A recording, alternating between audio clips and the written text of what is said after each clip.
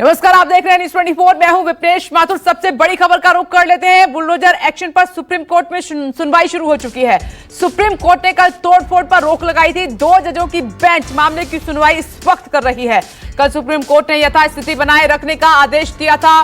कल एमसीडी के अधिकारी कर्मचारी बुलडोजर लेकर पहुंचे थे। तकरीबन 2 से ढाई घंटे वहां पर एक्शन हुआ और जो भी अतिक्रमण के तहत वहां पर निर्माण हुआ था उन सबको गिरा दिया गया और जो कूड़े के बड़े बड़े ढेर सड़क पर लगे हुए थे, आगे तक आकर सड़क को घेरा था, उसको भी ट्रक में भरकर ले जाया गया। और उसी बीच कल सुप्रीम कोर्ट का आदेश आया था कि यथास्थिति बनाई जाए और कोई एक्शन ना हो। अब आप देखिए, यहां पर सुप्रीम कोर्ट ने फिर से सुनवाई कर दी है। जहांगीरपुरी बुलडोजर राष्ट्रीय मुद्दा है, ये इस तरीके की स्टेटमेंट भी लगातार आ रही हैं। दीपक दुबे भी मेरे साथ मौजूद है, प्रभाकर मिश्रा भी मेरे साथ जुड़ गए। प्रभाकर मिश्रा, सुप्रीम कोर्ट में सुनवाई शुरू हो चुकी है। इस मामले को लेकर क्या अपडेट है आपके पास, क्या इंफॉर्मेशन वहां से मिल रही है?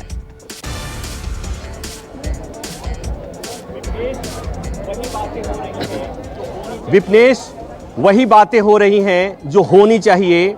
जहांगीरपुरी मामले में जैसे सुनवाई शुरू हुई, दुष्यंत दवे इस मामले में जो याचिकाकर्ता के वकील हैं, उन्होंने ये कहा कि ये कैसे हो सकता है कि बीजेपी के अध्यक्ष के कहने पर बुलडोजर चलाने की कार्रवाई हो। ये सब कुछ उनके कहने पर हुआ और वो तब हुआ जब जहांगीरपुरी मामले में जब शोभा यात्रा निकली। सवाल ये उठा कि शोभा यात्रा को परमिशन नहीं मिला था और परमिशन नहीं मिला था, उसके बावजूद शोभा यात्रा निकली। और इसके बाद जब बीएसपी के नेताओं के खिलाफ एफआईआर दर्ज हुआ, उसके बाद पुलिस हरकत में आती है, उसके बाद एमसीडी हरकत में आती है और उसी के बाद बीजेपी दिल्ली प्रदेश अध्यक्ष एमसीडी को चिट्ठी लिखते हैं और चिट्ठी लिखने के बाद से ये बुलडोजर चलाने की कार्रवाई शुरू होती है। दुष्यंत दवे कह रहे हैं कि मामला केवल जहांगीरपुरी का मामला नहीं है, ये पूरे देश भर का मामला है, देश के सोशल फैब्रिक का मामला है। इस तरह की घटनाओं से देश में गलत असर पड़ता है, इसलिए इसमें कोर्ट को तत्काल दखल देना चाहिए।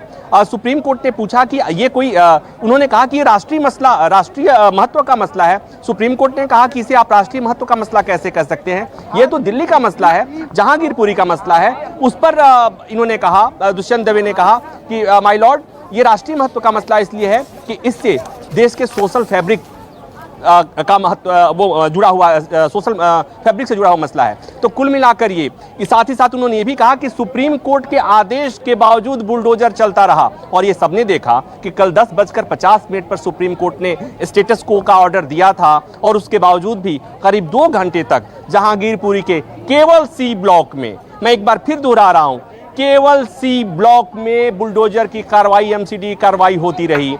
सामने के ब्लॉक में, हमारे दाहिने बाएं और ब्लॉक में एनक्रोचमेंट सब जगह है। और दुष्यंत दवे ने एक बात और कही थी कि अवैध अतिक्रमण का मसला केवल जहांगीरपुरी में नहीं है, 700 से ज़्यादा अधिक कॉलोनियां हैं जहां पर अतिक्रमण हुआ है। लेकिन अगर अतिक्रमण को लेकर कार्रवाई, एमसीडी कार्रवाई केवल जहांगीरपुरी में हो रही है और वो भी तब जब यहाँ पर अशांति हुई है, तो सवाल खड़े होते हैं। और यही सवाल देश के लोगों के मन में भी हैं कि आखिर ऐसा क्या हुआ कि अचानक से जहांगीरपुरी में एमसीडी कार्रवाई करती है। तो बड़ा सवाल जो ये है, दुष्यंत दवे की तरफ से खड़ा किया गया कि दिल्ली बीजेपी प्रदेश अध्यक्ष की चिट्ठी लिखने के बाद से ये कार्रवाई हुई है, ये बदले की कार्रवाई हुई है। और एक और बात सुनिए आपने प्रभाकर मिश्रा, जब हम बहस कर रहे थे ब्रेकिंग विद एजेंडा में, तो दोनों नेता एक दूसरे पर यह आरोप लगा रहे थे कि 60 फुट की सड़क है तो पीडब्ल्यू के दायरे में आता है, 40 फुट से ज्यादा का जो हिस्सा है वो बीजेपी के प्रवक्ता कह रहे थे, समझा रहे थे कि अगली बार बहस करें तो इन बातों का ध्यान रखना। तो आम आदमी पार्टी के प्रवक्ता कह रहे थे कि 60 फुट का पूरा दायरा जो है एमसीडी के अंडर में आता है, उसके बाहर का दायरा आता है पीडब्ल्यू के अंडर में, पीडब्ल्यूडी के अंडर में। प्रभाकर मिश्रा, देखिए किस तरीके से उलझे हुए हैं। विपनेश, अगर मैं वो सड़क दिखा दूं, इसे मापने वाले मापते रहें, समझने वाले समझते रहें कि ये एमसीडी के तहत आएगा या पीडब्ल्यूडी के तहत आएगा। ये सड़क की साइज देख लीजिए, बीजेपी और आम आदमी पार्टी के प्रवक्ताओं को दिखा लीजिए, मुझे ये नहीं पता। मैं बस इतना देख रहा हूं कि इस चौड़ी सड़क में आधी कैरेजवे बंद रहता हमेशा। और ये केवल जहांगीरपुरी के इस ब्लॉक की स्थिति नहीं है, ये करीब करीब सबकी स्थिति है। और ये आज नहीं हुआ, ये वर्षों से हुआ। तो क्या इस बात का इंतजार किया जा रहा था? एमसीडी के अधिकारी क्या इस बात का इंतजार कर रहे थे कि दिल्ली के जहांगीरपुरी में कभी अशांति होगी और उसके बाद ये कार्रवाई होगी? तो मैं बार बार ये सवाल कह रहा हूं कि जो इसके लिए जिम्मेवार आदमी है उसके खिलाफ कार्रवाई बनती है, उनसे पूछा जाना चाहिए। और मैं तो उम्मीद करता हूं कि सुप्रीम कोर्ट में भी इस मुद्दे को उठाया जाएगा, उनसे पूछा जाएगा कि उस इलाके का एमसीडी का अधिकारी कौन है, उससे जवाब क्यों नहीं माना जाना चाहिए, उसके खिलाफ कार्रवाई क्यों नहीं होनी चाहिए। और यहाँ की तस्वीरें एक बार और देख लीजिए कि ये तस्वीर कितनी डरावनी है कि दिल्ली का एक छोटा सा इलाका, झुग्गी झोपड़ी वाले लोग, और वहां पर पैरामिलिट्री फोर्सेज और पुलिस की इतनी बड़ी मौजूदगी अपने आप में इससे सिहरन पैदा होती है। किसी भी सभ्य देश में और दुनिया के सबसे बड़े लोकतंत्र में इस तरह की तस्वीरें किसी भी तरह से अच्छी नहीं होती। लोग घरों में बंद हैं, गलियां बाहर से बंद हैं, यहाँ पर जो बिजनेस करने के लिए छोटी छोटी दुकानें हैं वो पूरी तरह बंद हैं। लोगों में भय है, आक्रोश है, गुस्सा है। अब इस पीड़ा को कौन समझेगा? पीड़ा इनका भी पीड़ा है जिन्होंने कहा कि इनके पास ये गुप्ता जी की दुकान है, इन्होंने कहा कि इनके पास परमिशन था, इनकी दुकान वैध थी, बुलडोजर से गिरा दिया गया। खबर ये भी है कि गुप्ता जी सुप्रीम कोर्ट गए हैं और इन्होंने कहा कि हमारी वैध दुकान को गिराया गया है, हमें हर जाना चाहिए। और इधर ये जो कुछ और दुकानें थीं, एक छोटी दुकान थी रमन झा की, 15-20 साल से यहाँ पर पान बेच करके अपने 5 परिवार के लोगों को, अपने परिवार के 5 लोगों का पेट भर रहे थे, वो भी गिरा दी गई। बड़े सवाल हैं और सवाल यही कि इतने दिनों से एमसीडी जो सो रही थी, एमसीडी के जो अधिकारी सो रहे थे, जहांगीरपुरी में अशांति का एक माहौल बना, दंगे की स्थिति बनी और उसके बाद से ये कार्रवाई हुई। तो सवाल तो बनता है, ये बार-बार आप सवाल उठा रहे हैं प्रभाकर मिश्रा, और ये अहम सवाल है। और इस तरफ किसी की भी नजरें, किसी भी नेता की नजरें इनायत नहीं होती हैं, कोई कुछ नहीं बोलता इस बारे में। अब क्योंकि देश की सर्वोच्च अदालत से उम्मीद है तो इस मामले में जरूर सोचेंगे कि पहले तो काम होने दिया जाता है, फिर बाद में गड़बड़ होती है तो एक्शन लेने आ जाते हैं, तो फिर शुरुआत ही क्यों होने देते हैं आप किसी भी चीज की।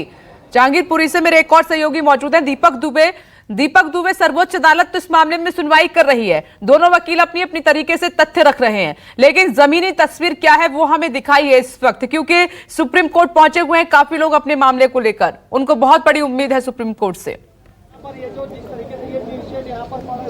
जी, आपको दिखाने की कोशिश करेंगे कि मीडिया का दायरा बहुत कम कर दिया गया है। मीडिया पहले विस्तार रूप में यहाँ से लेकर मस्जिद तक और मंदिर तक कल तक रिपोर्टिंग कर रही थी, लेकिन आज न जाने ऐसा क्या हुआ है कि पुलिस ने यहाँ तक कि कुशल चौक के 50 मीटर के हिस्से में ही मीडिया को सीमित कर दिया है और उसके बाद यहाँ पर बड़ा रस्सा लगा दिया गया है। बड़ी संख्या में सीआरपी के जवानों को यहाँ पर तैनात कर दिया गया है।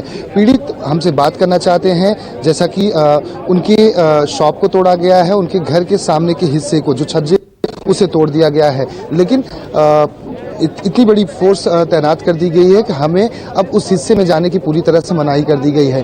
ड्रोन जो है वो लगातार आसमान में यहाँ पर उड़ रहा है। हमारे कैमरामैन सुनील कोशिश करेंगे दिखाने की कि यहाँ पर ड्रोन किस तरह से लगातार अपनी पैनी नजर बनाए हुए है कि यहाँ पर एक रिपोर्ट का रुख कर लेते हैं दीपक, उसके बाद दोबारा मैं आपके पास आती हूँ। 2 तस्वीरें आप देख रहे हैं। नमस्कार, मैं हूं मानक गुप्ता। अगर आपको हमारा ये वीडियो पसंद आया हो तो इसे लाइक और शेयर जरूर करें, और हाँ, हमें सब्सक्राइब और फॉलो करना ना भूलें ताकि आप देश और दुनिया की कोई खबर मिस ना करें। तो जुड़े रहिए हमारे साथ और देखते रहिए News 24।